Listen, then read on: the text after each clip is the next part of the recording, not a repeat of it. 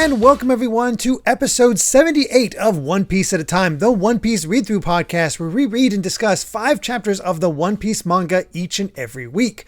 I'm your host, Derek Bittner, and I'm joined by my wonderful co-host and freelance letterer at Shonen Jump, Brandon Bovia. How you doing, Brandon? I'm doing pretty good. I'm, of course, Brandon Bovia, letterer of manga like Kaiju number 8 and Dragon Ball Super. Just... I feel like I've alluded to this a few times on the show itself, but I've been looking forward to this one for a long time. Yes, indeed, because we are taking a little break from the manga as it's movie time. Around this time, the 6th One Piece movie came out, Baron Omatsuri and the Secret Island. Now, this was released back in March 5th, 2005, at a smack dab between chapters 356 and 357. So as we were getting close to wrapping up Frankie's flashback, doing all of that, and in between episodes 223 and 224 of the anime, which is smack dab in the middle of what's called the Ocean's Dream filler arc. I don't remember what that filler arc is. Looking at the wiki, it's only 4 episodes long, 5 episodes long. Yeah, I don't think I've ever watched it. I don't remember anything about it. All I know is it takes place after the Davy Back fight. So that means the anime was like right before Water 7, basically. Yeah. At this point, there are literally about 4 episodes until they reached Water 7. Wait, God, that means the anime was absurdly close to the manga. I mean, kind of, yeah. I mean, that explains some of the anime issues with filler and having to extend things for sure during all of this. But I was just thinking about that. Granted, we are getting close to the end of Water 7, so at least they have that. But yeah, it's funny how they extended the Davy Back fight. They had 2 small filler arcs before that, and then they just was like, well, let's get into it. Yeah, and really, I think that is interesting to me because it feels like to me like not to get ahead of ourselves a little bit, but like this movie feels like it kind of borrows thematic elements from both the Davy Back fight and Water 7, and kind of like it does something completely different with them in an entirely new context, but you can kind of see the bits and pieces of the manga that they're plucking from. Yes, you can absolutely see. Yeah, without feeling like a complete retread either. No, they do not feel like a retread at all. But this movie is simultaneously one of the silliest, but also the darkest. The darkest, yeah. This is an absolute horror movie by the end. Yeah. Maybe I would even go as far as to say it is probably darker than anything in the manga proper. I'm struggling to think of anything that gives me like the same vibe. I mean, I'm not familiar with other stuff, but no, I can't think of anything either where it's just this desperate. So, yeah, that is.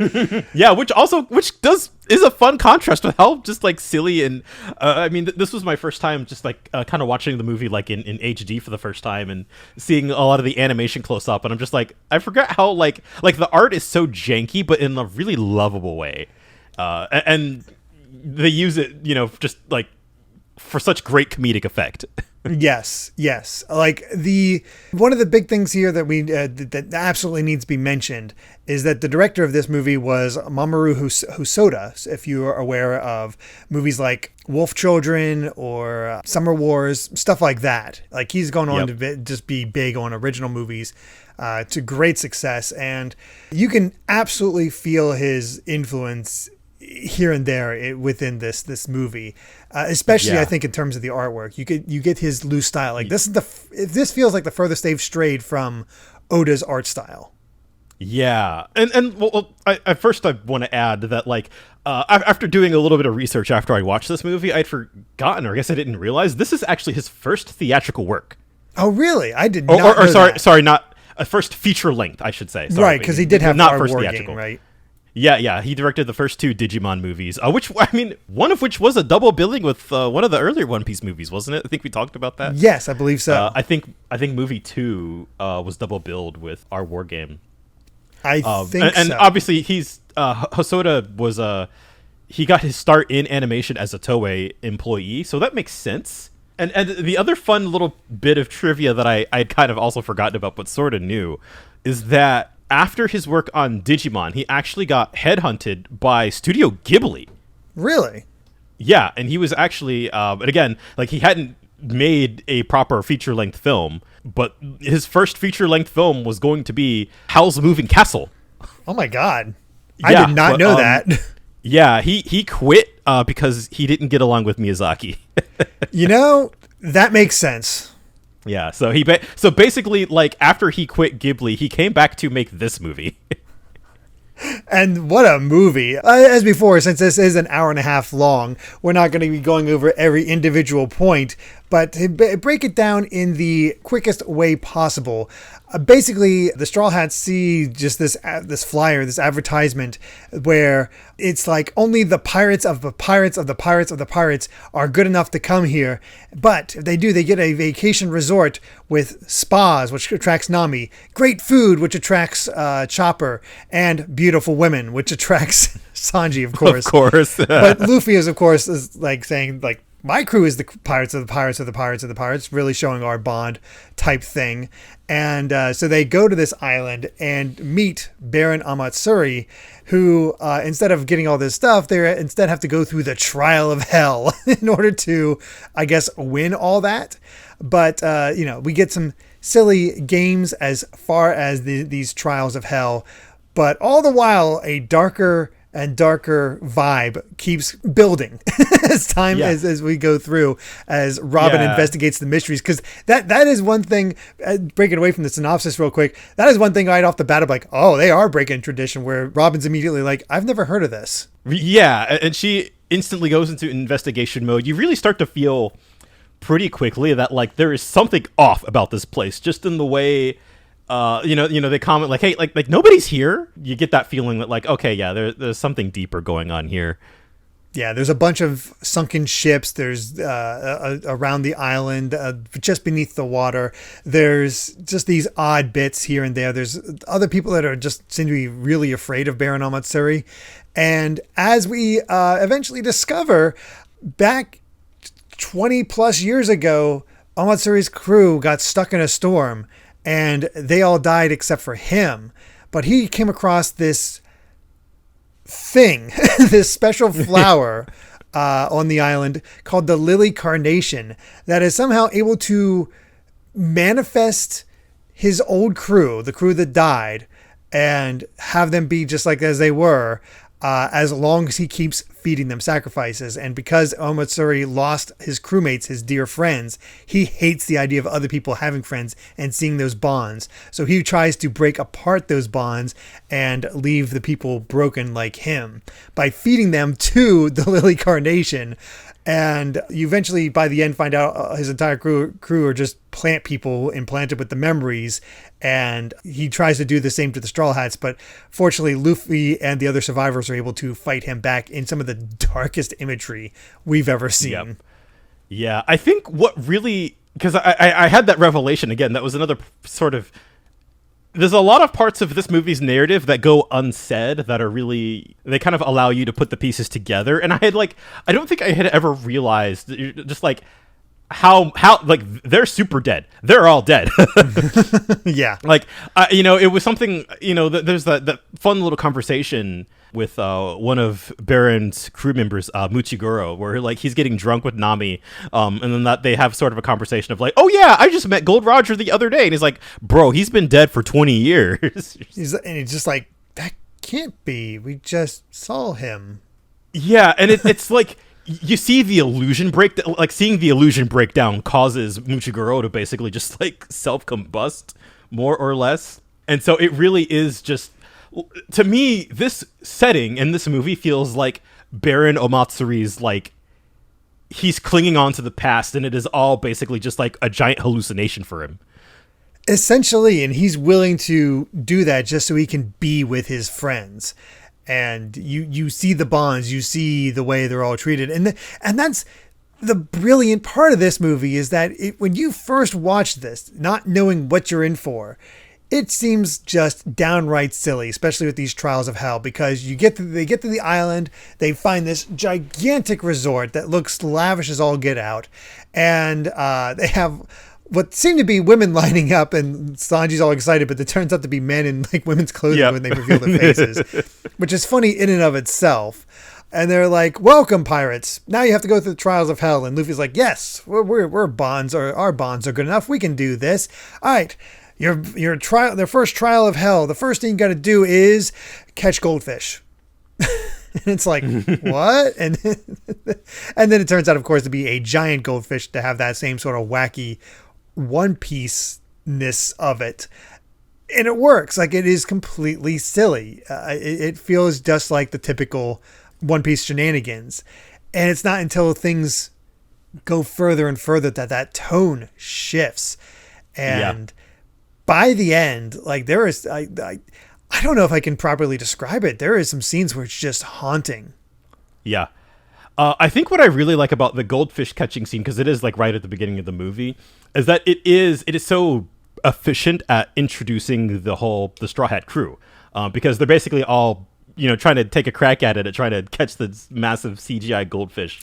But you see everybody's different personalities shine through. And I like that it's Chopper and Robin who kind of end up getting the W at the end. And that like, this sequence to me was the most like the harshest contrast against movie 5, where like we're like 15 minutes into this movie and they're so much more in character, and like everybody gets something to do. Everybody feels like they're contributing. It feels like, even though for the most part the folks making this movie haven't really worked on One Piece, it's like they understand the material that they're working with really well. It feels so different and yet so One Piece at the same time. Yeah, because that is one actually comment I will point out, is that if it wasn't for a stylistic choice, the animation here is really rough as far as details. There are a lot of shots where it's like kind of far away, there's no face, or the faces seem a little off model, or things like that. But everything moves so smoothly. Like I saw a scene with Robin talking, and I swear her mouth was like next to her ear, just completely off. Yeah, I mean, I've seen some shots, you know, where they're off in the background, and the characters are talking, but there is no mouth on their face. But like, I think what the difference is between this and something like movie 5, which I just find to be aggressively ugly, because I don't know if you noticed, but like, there's almost no shadows in this movie. Like, the coloring is completely flat.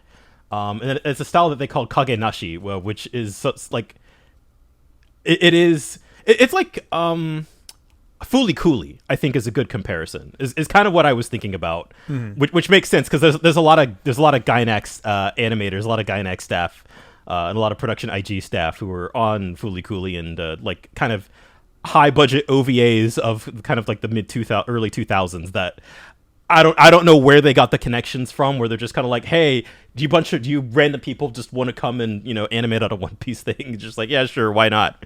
But I think it's like you see the efficiency in how the character designs are, like, they are pared down to like their most simplest shapes and simplest lines, and that allows the animators to just go like completely whole hog on the motion.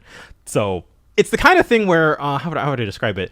Like, if anyone has seen like the infamous like pain fight from Naruto Shippuden, this whole movie kind of feels like that.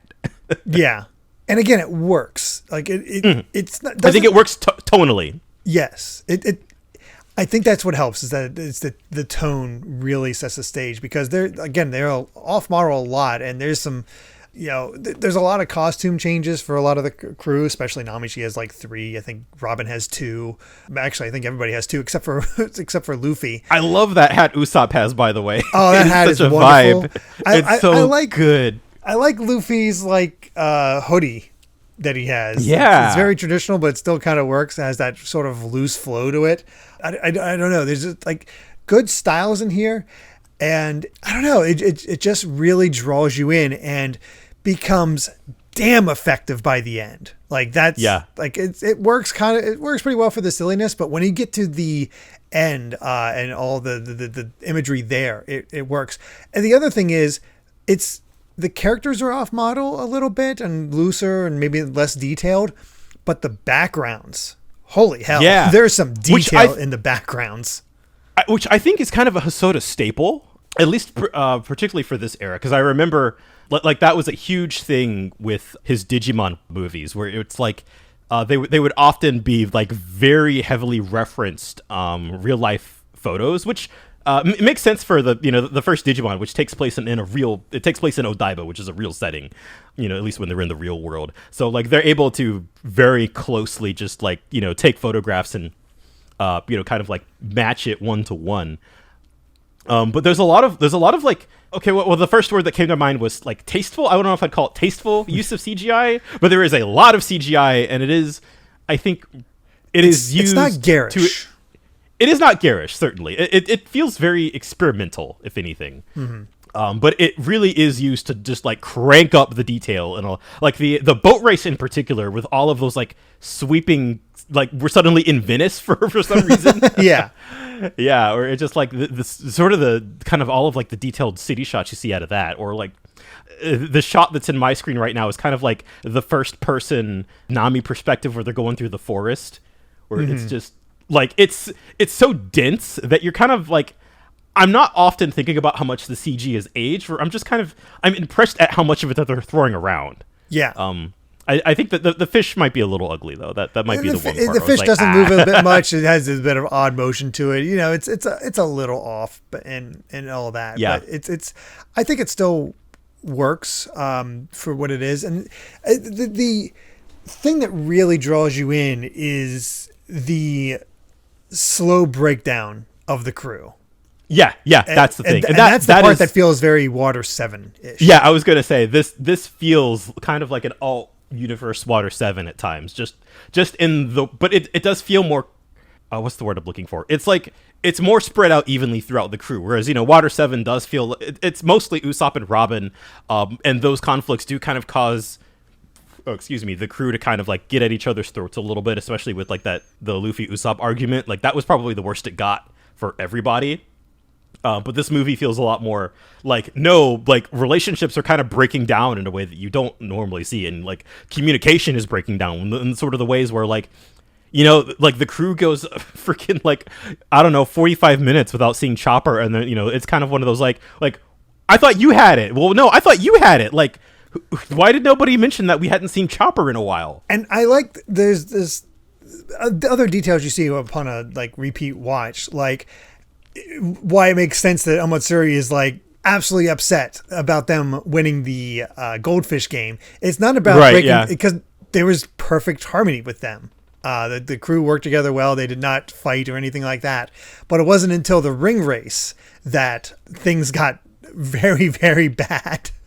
The way they set it up to play against each other like that was kind of brilliant in that way. Because we got, of course, the classic Sanji Zoro bickering and all that, but you could actually feel it getting more and more. They were getting kind of like agitated with each other. Yeah. They're just, they go from bickering to like actively try to kill each other. Very much so. And then you have like Nami and Usopp together and working together and all that. You have their typical hijinks until a little trap happens that sends Usopp into the sky with this hang glider. But it doesn't look like that. It looks like, to Nami, it looks like he used a way to escape and just leave her behind.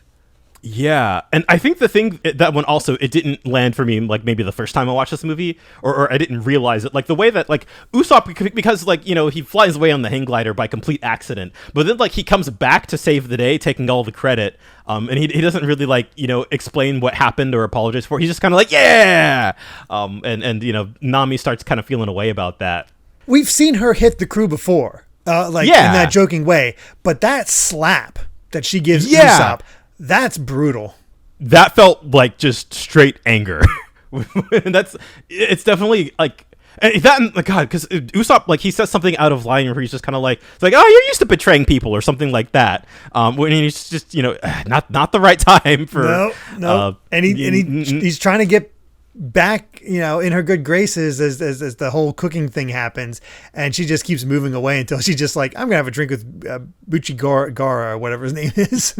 Yeah, and you really can, like, the uncommunicated feelings, I think it's even a step beyond what you get in canon and Water 7, where you really just, like the whole thing is like, the whole setting is about testing the crew's bond, and you're just sort of like, you're seeing those cracks form more and more. While I don't think the story doesn't necessarily put too much emphasis on it, I do actually really like Luffy's whole role in this because he trusts his crew so, like, unequivocally. He doesn't see any of this. He's just kind of like, like, we're all good, right? And so there's this angle of him having to, like, take responsibility that I really like too. Mm-hmm. Yeah, because you see him in kind of an extremely low moment where they basically like, it's your fault we're in this situation because you wanted to go to this island. You wanted to do this trial of hell.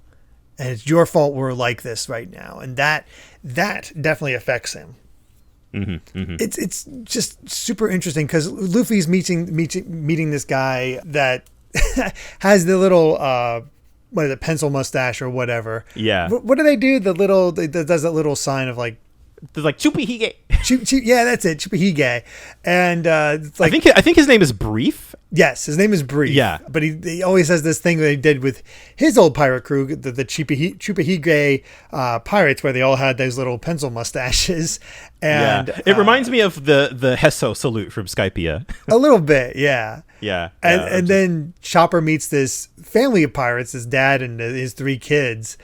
Basically tries to help them, the dad look good, but then Chopper learns some things he shouldn't, and ends up being the first victim of Omatsuri, who, we just see him fire that arrow, and it's like, Chopper? Yeah. You okay? Where'd he go? I guess it's skipping ahead a little bit, because talking about, like, the family subplot and, like, the pencil stash guy subplot, like, they aren't super huge, but, like, they do kind of have, like, arcs in and of themselves, which is, more than what you think you would get out of movie characters. And I actually really like I forgot all about the twist where, like, the little girl in the family, because the dad is trying to act tough, he talking to Chopper's just like, oh, let me beat you up so I can look cool in front of my family. But the twist is that, like, the littlest one has mantra. So she heard everything. At least that seems to be the indication. They don't say it out. They don't call it mantra. It's just like, I can hear really, really, really well. Yeah, and the way that she's able to hear the other Straw Hats, like, as they're again, sorry, skipping ahead a bit, as they're being consumed. Yeah, and the way that the little girl is like, I think Daisy is like, I can still hear them. Like, that to me, even if they don't outright call it mantra, like that's what it is. Yeah. And there's some fun characters there. Like, the other 2 kids don't get that much to do. They're just sort of there to sort of augment things. But they do have their own sort of mini arc that is effective and has good payoff. Because, basically, Chopper gets the arrow first. Robin, after getting Muchigara drunk, finds out a little bit more about... Because it's when she finds out that they're all shipwrecked. Yes. Yeah, and then that's when, Baron Omatsuri is just like, too much. Yeah, and she gets an arrow, and it's like, oh, geez. And then that's when it all breaks down, and like they're trying to find Chopper and everybody else. And it's like, no, it's time for the 3rd game. And they're just like, no, screw this game, we're going. Yeah. And it ends up being like, oh, no, we're going to have 100 snipers come after you. Yeah. The 3rd trial is gun. Or I guess it was it was the 3rd one. And that's when it sort of leads to a big old fight. That's when the atmosphere gets really dark, too. Oh yeah. My goodness. They crank up. Like, that is the color direction and just, like, the storyboarding, I think, gets cranked up to 11, where there are some shots where it's just, like as detailed as, like, all the background art is by the last act of the movie. Like, there are a lot of shots where it's almost like the characters are just standing in, like, a blank void, where it's just, like, so pitch black that you can't see anything around them, and it makes it feel so tense. Yeah, I mean, and especially because the ability of the one kid that looks like a Kappa. I forget his name. I think it's actually just DJ Kappa. Oh yeah, DJ Kappa. There you go. He has those discs that he sends out that it can explode, and it's basically all because of him that they all get captured. Zoro puts up the biggest fight where he actually survives the explosion, doesn't get knocked out like the others, but he cuts him several times with onigiri, doesn't bleed, and he's like, what technique is this? And it's just like, that's not a technique. Yeah, that, oh my goodness. Like, I feel like because you're sort of getting, I mean, you see it like, okay, everybody on this island has like little plant heads. They all look like little Pikmin. But like, you're just like, okay, what's up with them? And then, because I think before the fight with DJ Kappa, you've already seen Muchigoro just kind of like lose it, right? Like he kind of, like he turns all purple and just kind of melts. I feel like the movie, again, it doesn't outright say it, but like they're all like plant zombies, basically. Pretty much. And if they realize too much about their own existence, that's when they sort of fade. Yeah, God, that's so wild. They're just like, once like you get the little hint, they're like, hey, why am I like this? And then they just sort of like kind of phase out, and you're just like, don't worry about it. Don't worry about it. Yeah, and then it's I think it's when like once the Straw Hats all start getting sacrificed, like you see them, all of like the weird plant people just like come back to life. And so you're seeing it in action of just like, oh, they are feeding off of the life force. Yep. And that's when we get some of the Luffy loses twice to Omatsuri, because the first time was when everybody else is getting hunted down. Luffy tries to fight him, but it turns out those arrows he can shoot can basically go after him, just follow after and cause havoc. So Luffy has to retreat with Brief, the pencil stash, and that's where he gets a little bit more of the information.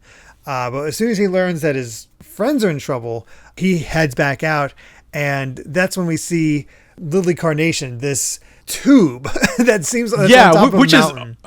It's so simple yet so horrifying.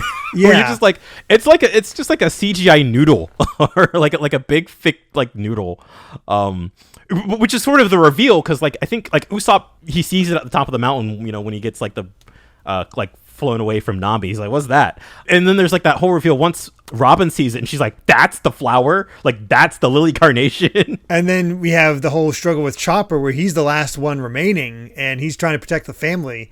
The kids are trying to get their dad to step up a bit more, but the dad's like, no, he's letting us escape. We need to go. We need to get out of here. And Chopper, my God, he's highlighted better in this movie than any movie before. Yeah, I was going to say, like, even if the other movies did Chopper so dirty by making him just kind of, like a scaredy cat and kind of a vapid mascot character, but like Chopper really comes into his own on this movie. Like he's such an active character that is really just like actively putting the story forward, and kind of has a little mini arc of his own. I love what they did with him here. And I don't think there's a single, like, he's not just like screaming at the camera, oh God, I'm so scared. Like he steps up. It's great. He has his mascot in this, with him being excited for the food type stuff, and that little bit, there's those cute bits. But during the goldfish scene, during the investigation, during the stuff with the family, it's all him stepping up, never screaming. And the other thing is, doesn't doctor either. He's just there in the action. He doesn't really do his doctor stuff, which is usually where he gets his highlights. No, he is in the action, protecting, making sure this family is okay.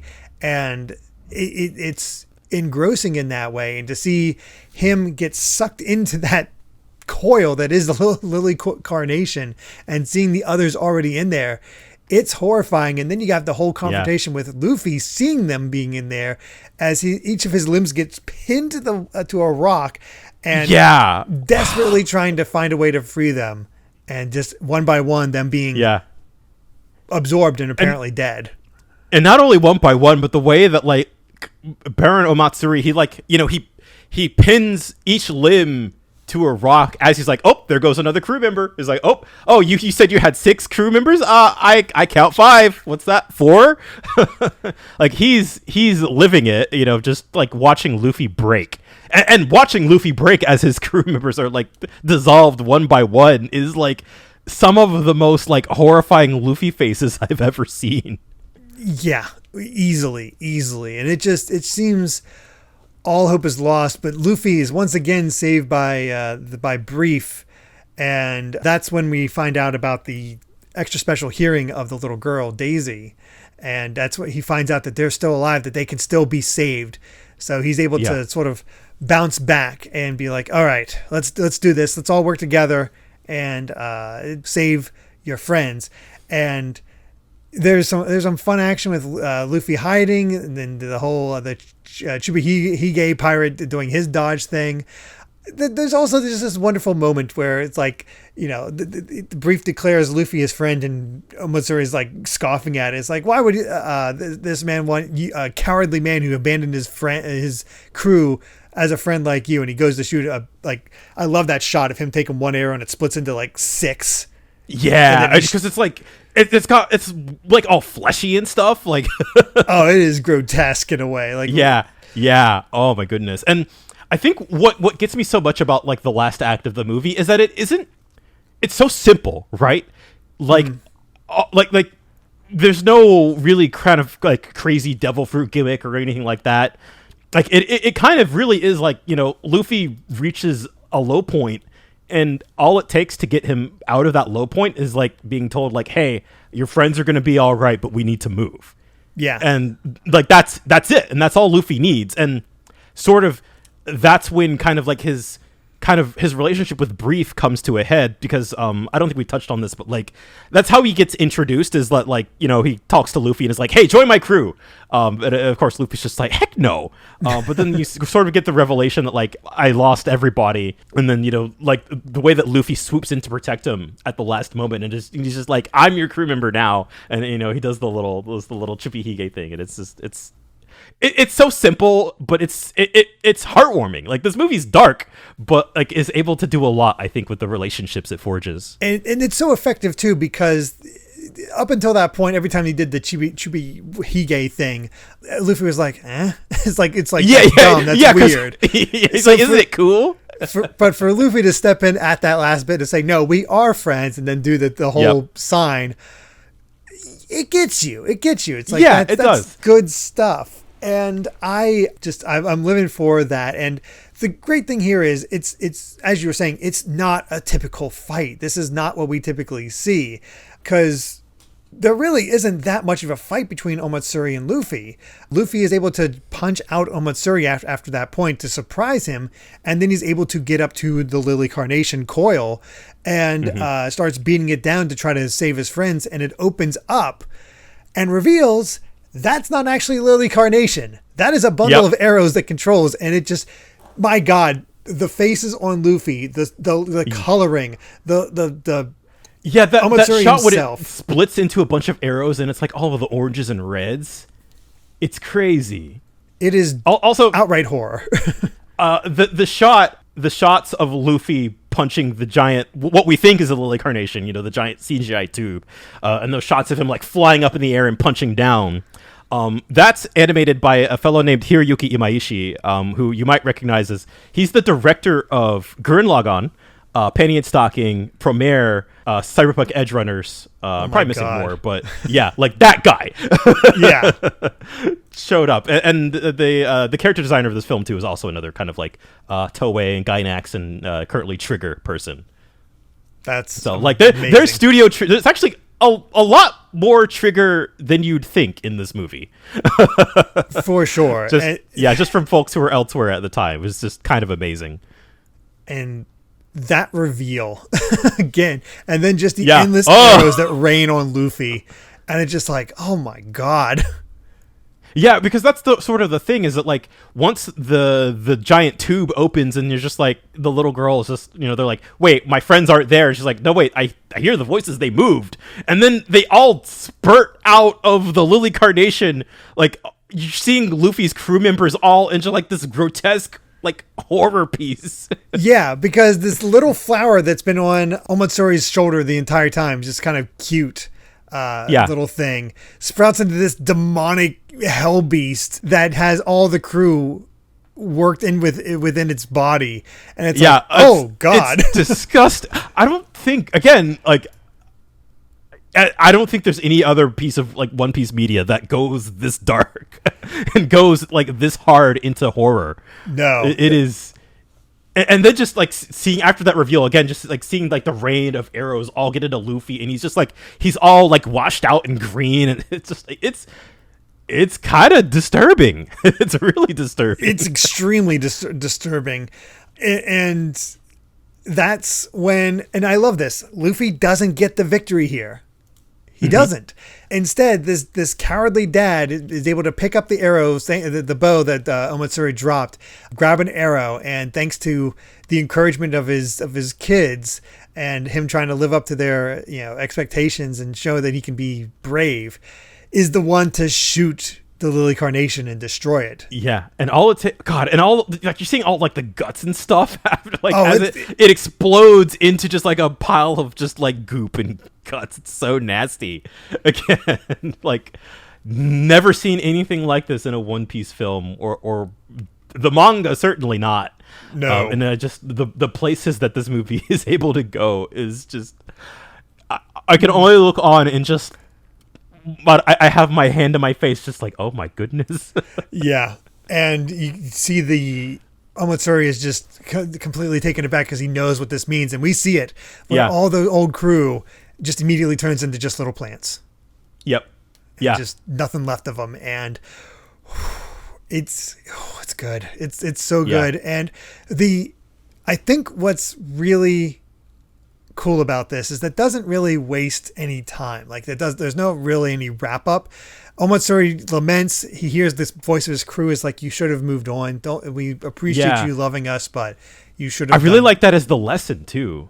Mm-hmm. You can always make new friends. Yeah, and I think there's this line that I think was slightly mistranslated. Omatsuri's hearing the voices of his friends, and his friends are just kind of like, you could have made new friends like him, like Luffy, like you could have taken a different path. And I think sort of like the core lesson, I don't know, you think about that with where Luffy finds so many of his other crewmates kind of like at their lowest points when they join the crew. Mm-hmm. or slightly after, where it's just like you need to have the strength to keep going.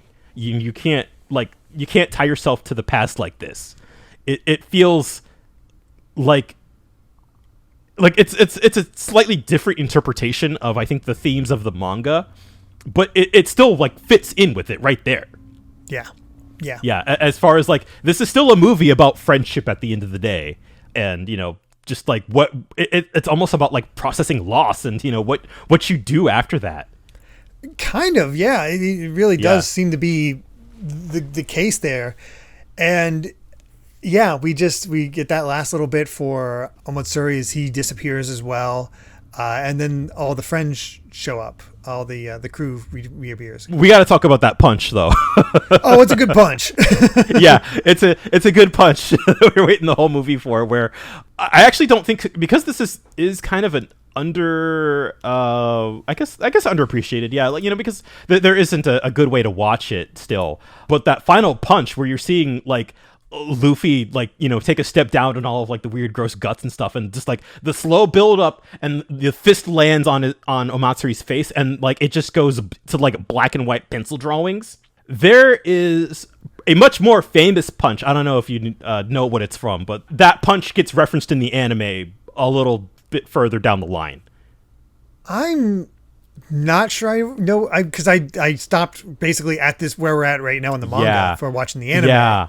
I think if you know, there's pretty much only one punch in the anime proper that features Luffy punching a guy so hard that it turns black and white for a little bit. It's not really a spoiler, so I might link it to you later.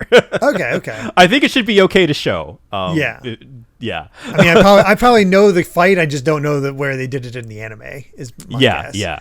Yeah, for sure. So, but that being sort of like being sourced from here is sort of a cool touch. Yeah, it's a gorgeous shot. It feels so effective. And then we just sort of end with the crew coming back. Not even clear if they have any memories of what just happened. Oh, and I think Omatsuri's dead. Yeah, it seems to indicate that he's Luffy, dead, which... Yeah. That's probably... probably not for the best, honestly. Having watched this movie like a dozen times, and now I am kind of wondering if he was ever really alive in the first place. That's a good question. Yeah, because I think there's you could interpret this whole thing as him being kind of like the pawn of the Lily Carnation, and that because the Lily Carnation is just like this little flower thing that it needs to survive on something much bigger that it can kind of like manipulate. Yeah, I think that's exactly what's going on. Yeah, so they leave so much of this movie up to interpretation, but like at the end of the day, you know, Luffy punches him in the face and he's gone. Like, he's gone. There's no corpse. There's no nothing. Like, he's gone. And the only thing we see of it is that Robin notices 3 yellow flowers with the Baron's goggles next to him. So, like, maybe he became a plant as well. Yeah. Or maybe he was a plant the whole time. Who knows? Who knows? But yeah, like we don't go the whole route of like saying goodbye to these other characters that we do with the other ones. It's just like everybody's safe. The terror is over. Let's take it easy. Yeah. Yeah. For a second there with that shot with the flowers, I thought that was Usopp's goggles for some reason. He was not wearing those goggles in the shot. And I was like, why is Usopp? What? But yeah, those big Barons make so much more sense. I'm an idiot. No, it's okay. But yeah, with this movie, it is absolutely my favorite. Still my favorite. Dead End Adventure is number 2, but this is absolutely the favorite. And I love how it's just one of those movies where if you don't know what you're in for going into it, there's never any indication other than from fans and whatnot. Because I've seen like posters and stuff like that, and it just seems kind of typical or, you know, happy-go-lucky or anything like that. There's no indication that there's this darkness that the darkest stuff in One Piece. And even the I've watched the trailer. Like, I remember watching the trailer way back when, and they use the opening for where the anime's at this point, which is opening 5. I don't remember the name, but it's like a really happy, really upbeat one. And all they're showing in the trailer, of course, is all of like the really goofy animation and all the fun scenes. It's like, yeah, party. And they're just like, oh no, this is a movie with a really dark undertone. Yep. It's just like, and you really I feel like even Mamoru Hosoda movies are usually like I think they can be more dark in a kind of a more like gut punchy kind of way. Like, you see something like Wolf Children, you know, like that's a sad movie with a lot of I don't know if I could watch punches. that again now that I'm a dad. yeah. Like, but there's no just like weird kind of body horror. I can't think of another one of his movies that really goes that hard into the horror. No, I don't think so. I don't know of any off the top of my head, I'll be honest.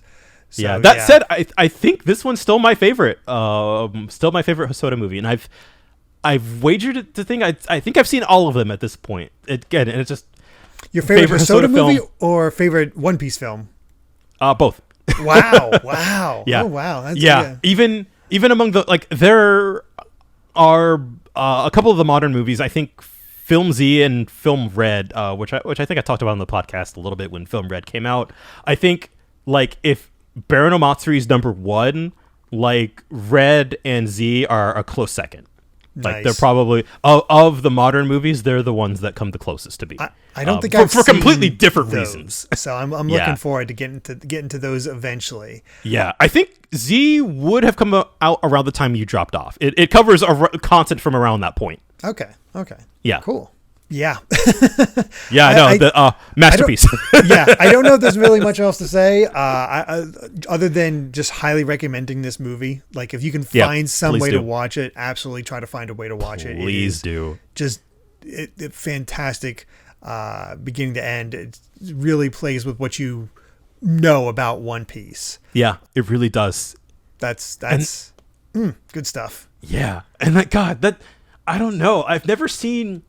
Even now, as I think I mentioned this before we started recording, I've already forgotten. I've seen, I think, the next movie is the only other one I've not seen now. I've seen every other One Piece movie at least once.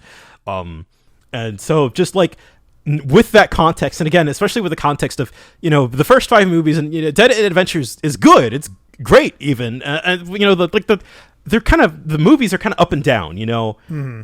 And Baron Omatsuri just feels so like head and shoulders above. It's punching above its weight for like a Shonen Jump like tie-in movie. again, even comparing to like, God, like some of those like Naruto or Bleach movies or Dragon Ball movies, there's the older Dragon Ball movies specifically, like where they can be so kind of like formulaic and rote. And this one just feels like they had such a like fundamental understanding of the material and knew how to warp it. Yes. And that's just, it's so brilliant. I can talk about this movie for hours, but I think we should probably wrap it up here. Probably a good idea to wrap it up here. But man, I can't recommend it enough. I recommend love it to enough. death.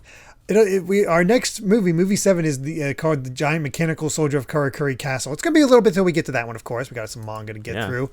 Is it about another year? Yeah. Or a year in manga time? Year in manga time, so another 50 chapters or so, because, this came out. Cool. They love their March releases, so March of 2006 for that one. Cool. But the other thing that we got to decide on at some point, August 31st is when the One Piece live action comes out. 8 episodes they've confirmed, and based off that last that last trailer, I gotta say I'm kind of looking forward to it.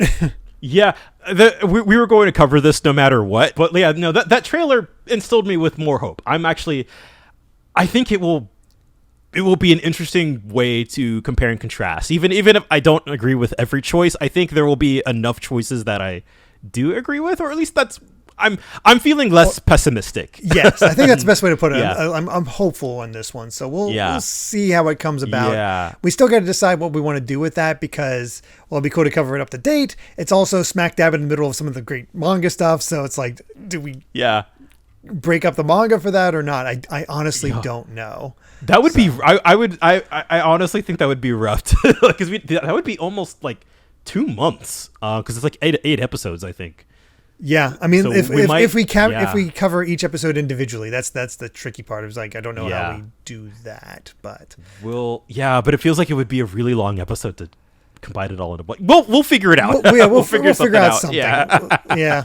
We'll worry about that later. But with that, I believe we've said all we've wanted to say about movie number 6, Baron Omatsuri and the Secret Island. Thank you so much for listening, and you can find more of my ramblings and stream VODs over at BitNerd Games on YouTube, or BitNerd with an underscore at the end on Twitter. And Brandon, where can everyone find you at? I am on the website formerly known as Twitter, at Brandon Bovia, talking about anime, manga, games, and my job. I will Twitter. not call it by its new name. It's still Twitter. The artist formerly known as Twitter. You can find me there for as long as that's still up. I am also on Blue Sky. I feel like I haven't. I am as well, but I don't really do. Enough, I haven't fully done anything with that yet. We're waiting for it to shake out. Yeah, social media is a disaster. We'll just we'll pick up the pieces when that's done. So go follow me. You know where to find me. Yeah. And if you'd like to help us out more, you can support the podcast over at patreon.com/Derek Bittner. That's DERRICKBITNER to listen to the next episode ad-free 3 days early. And make sure to return next time as we return to the manga to discuss chapters 361 to 365 of One Piece. So until then, my friends, bye. Remember to take life one piece at a time.